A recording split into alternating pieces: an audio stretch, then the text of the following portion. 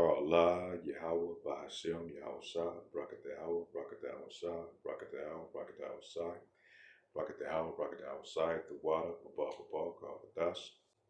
I'd like to give double honors to the elders apostles of Great Millstone that teaches truth, which we know is 100% truth. The straight truth, man, no chaser. I mean, when I first came into this truth back in 2020, I had listened to other groups prior to listening to GMS. And I remember the first time I heard GMS, I was like, God damn, you guys rough with it. And I remember seeing they was in New York, I think on 125th Street, and it was this Jake woman. She came up to Elder Apostle Tahar, beloved Elder Apostle Tahar, and she was in disagreement with what he was saying. And I remember it vividly to this day, man. And I remember he was going on just nicely, he was going, having a conversation with her. And you know how the nigga women get, they get kind of disrespectful.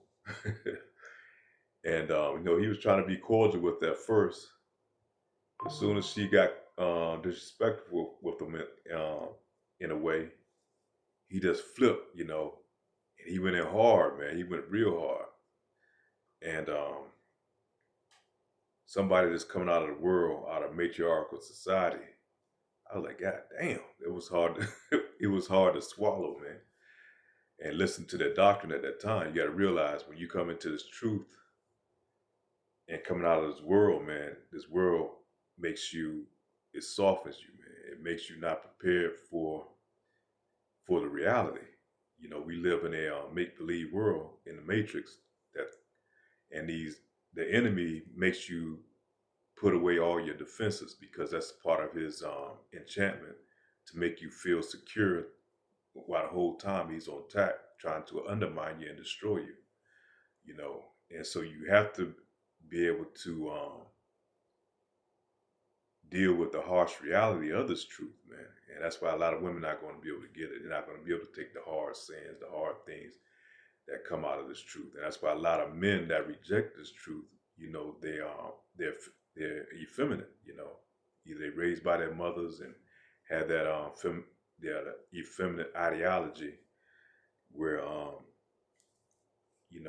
they can't see themselves being as kings as rulers, man, because they've been so destroyed and had that effeminate mindset.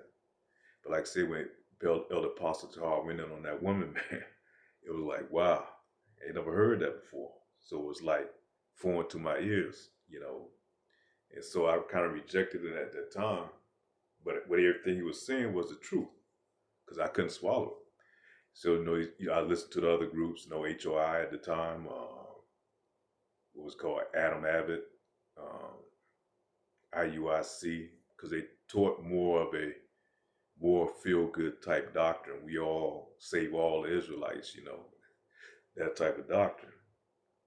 But when you go into this word, you start breaking down everybody, all Israel is not going to be saved, man. This is not for everybody to come together and we're going to have a kumbaya moment and the Lord's going to come down and put us in rulership. There's a separation process and there's a harsh reality process. There's a hierarchy process too, where the men are supposed to hold a certain position and things they're supposed to do as men. The women just supposed to play the background, man, and that's the farther thing from the truth that we always been taught in the society. Women out front leading the marches and all that other bullshit. That's why all these things fail because it's not meant to be that way. And this truth is rough, man. It's like corn liquor. Anybody drink corn liquor before? It goes down real hard, man. But once it gets inside, it starts to warm you up a little bit. So as you start drinking more and more, it goes down a little more easier each time. Well, that's the same way it is with this truth. That's the harsh reality of it, man. And once you get past the milk and start eating the meat of it, you see the ugly part of it, man. The ugly part of it is, you're going to be ostracized. You're going to have to, it's some things are hard to digest, especially in the society. Once your eyes open up, you see the reality for what it is, and everybody else can't see what you see. You can watch a movie or you hear the news and you can see the lies and the propaganda that's going on, but the average person, they don't see it or they refuse to see it. And you get to the point that you just can't stand these lies anymore. But I was reading, actually, I was watching this thing. He was talking about the Trail of Tears, and he was going over how they forced, um, or how they forced Israel to go out there and march in the middle of the night in the dead of winter. They say it's one of the worst winters ever there was, man.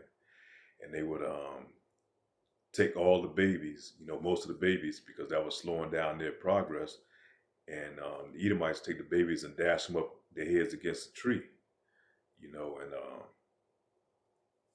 things of that nature. And the old people, they was leave them out there to freeze to death, and they had them marching, they didn't have adequate blankets. And some of the old people just laid down and said, here, I can't go anymore, just take my blanket, That's the reality of the truth of who we dealing with.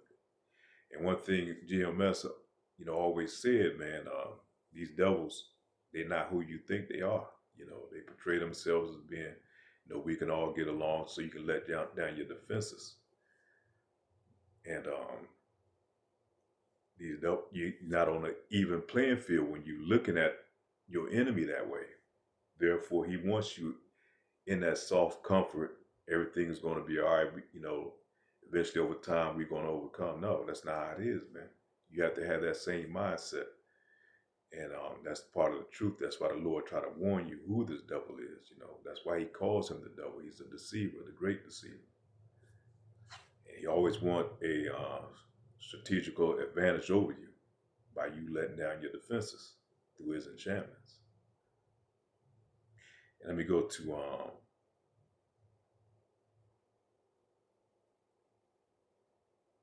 Leviticus chapter 26.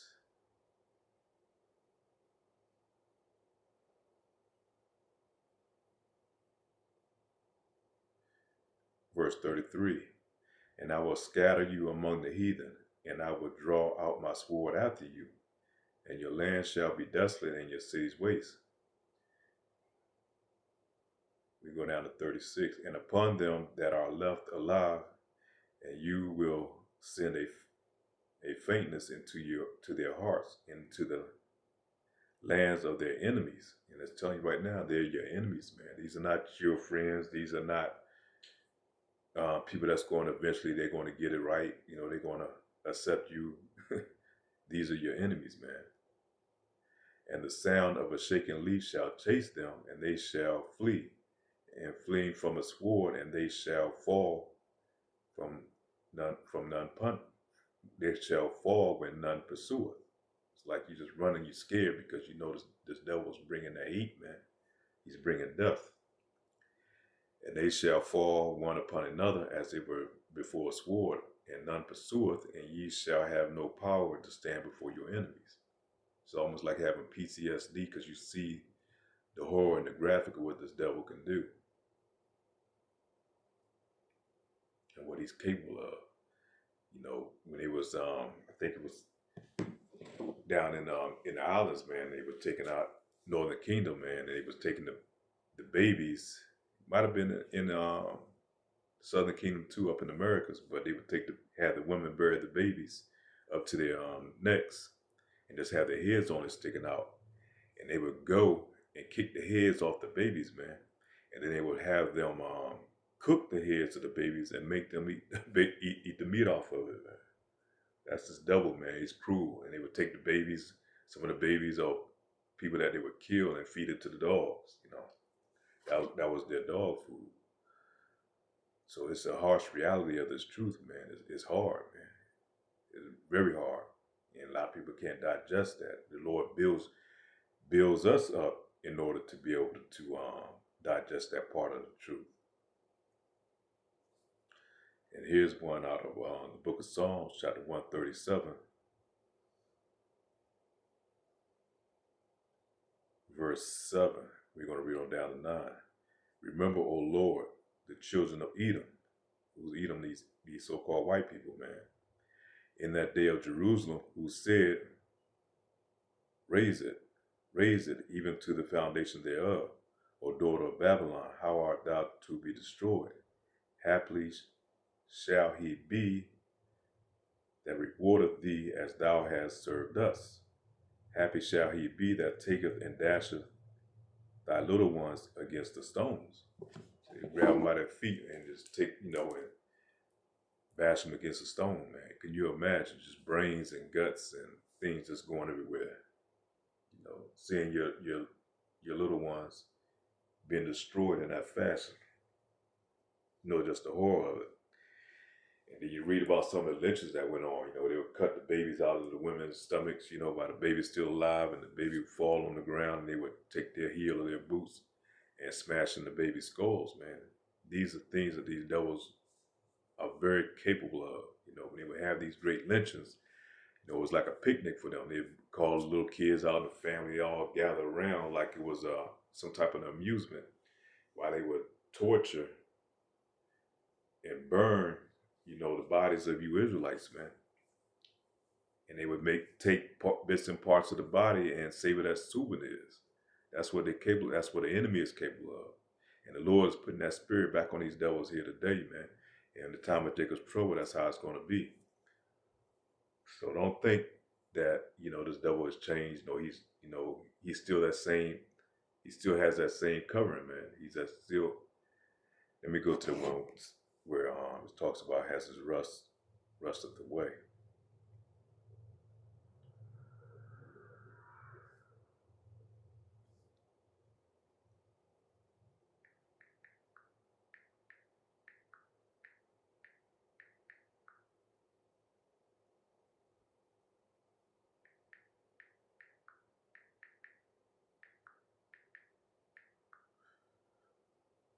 Ecclesiastes chapter 12 and 11.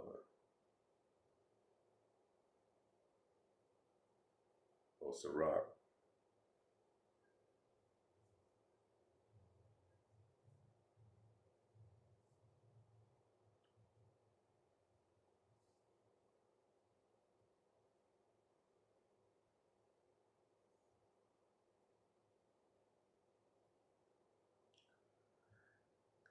It's talking about your enemies. Ecclesiastes chapter 12, verse 10. Never trust thy enemy, for like as iron rusteth, so is his wickedness. Though he humbleth himself and go crouching, and take good heed, and beware of him, for thou shalt be unto him as thou hast wiped a looking glass, and thou shalt know that his rust shall not been altogether wiped away. And we know what they're capable of. Look what they did over there in Iran. Went over there and bombed a school full of children, man. And they made no qualms about it, man. They said, that's just war. And what I'm hearing, they even did a double tap on it. So, the devil has no bounds, man. Especially when it comes time to wartime. The devil, when he's going to turn on you Israelites, you so-called black Hispanics, he's going to even come down even harder on you because he's looking for the first opportunity he can, so he's going to unleash on you. Verse 12, set him not by thee, lest when he hath overthrown thee and stand up in thy place, neither let him sit by thy right hand, lest he seek to take thy seat, and thou as last remember my words, and be pricked therewith. Who will pity a charmer that is bitten with a serpent, for any such as come nigh wild beasts? So it's telling you, man, what this devil is capable of. And the Lord is going to bring it out here in these last days, man.